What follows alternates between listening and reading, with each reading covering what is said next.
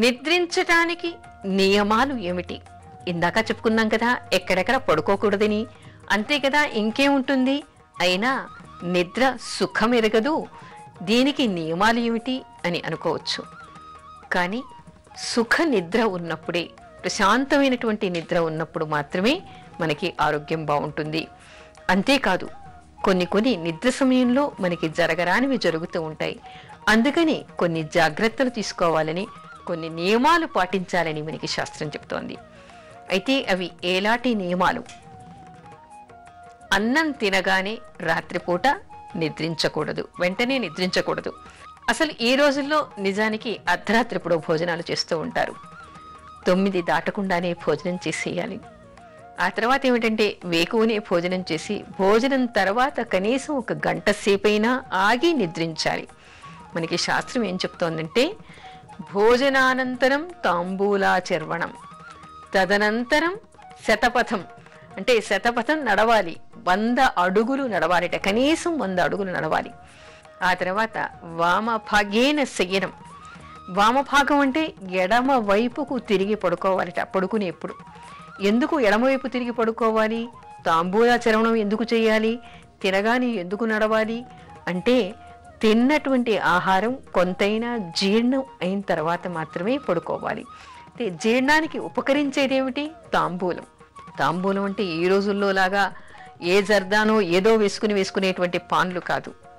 దానికి కూడా ఒక పద్ధతిగా మనము తాంబూలాచర్వణం చేయటానికి ఉంది. అంటే మనకి సున్నం కానీ, కాచు కానీ, ఆకు కానీ, లవంగం, విలాయచీ, జాజికాయ ఇలాంటివన్నీ వేయటం వల్ల ఇవన్నీ కూడా మనకి జీర్ణ ప్రక్రియకి ఉపయోగపడేటువంటి వస్తువులు. అందుకని వాటన్నిటిని వేసుకుని తమలపాకుల్ని తినాలి. అలా తాంబూలాచర్వణం అవి నమిలి తిన్న తర్వాత 100 అడుగులు నడవాలిట. అలా నడవటం వల్ల ఏమిటి? కొంతైనా మనకి తిన్నది జీర్ణమవుతుంది.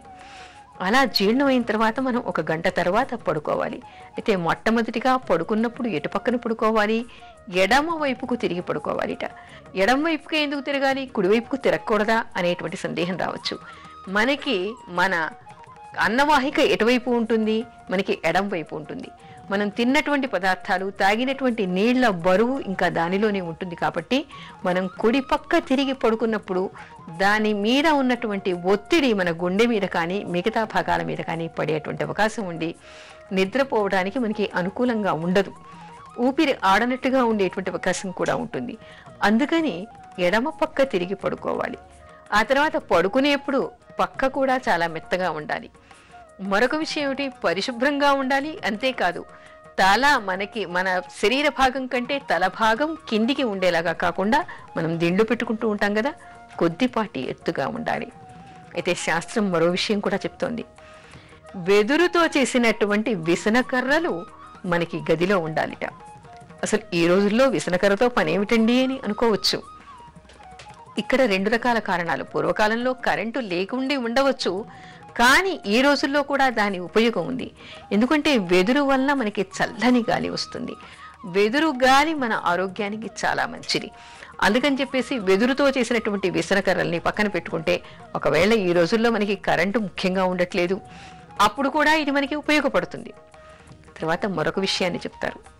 ఏమిటి అంటే, పడుకునే ముందు తప్పనిసరిగా పిల్లలు కానీ, ఇతర వ్యాధులు ఉన్న వాళ్ళు కానీ, ఎవరైనా సరే తప్పనిసరిగా పిల్లల చేతైతే వాళ్ళకి అలవాటు చేయాలి, మూత్ర విసర్జన చేసి వచ్చి పడుకోవాలి. అలా చేయకపోవటం వల్ల పిల్లలు పక్క తడిపేటువంటి అవకాశం ఉంటుంది.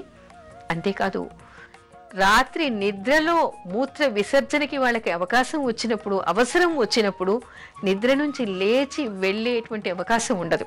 ఎందుకంటే అంత గాఢ మత్తులో వాళ్ళు ఉంటారు. తర్వాత దానివల్ల ఏమిటవుతుంది? వీళ్ళకి చెడు కళలు, చెడు స్వప్నాలు వచ్చేటువంటి అవకాశం ఉంది. మూత్రాన్ని ఆపుకోవడం వల్ల అనేక రోగాలు వచ్చేటువంటి అవకాశం కూడా ఉంటుంది. అందుకని పిల్లలకి, ముఖ్యంగా పెద్దవాళ్ళందరికీ తెలిసినా పిల్లలకి అది అలవాటు చేయాలి.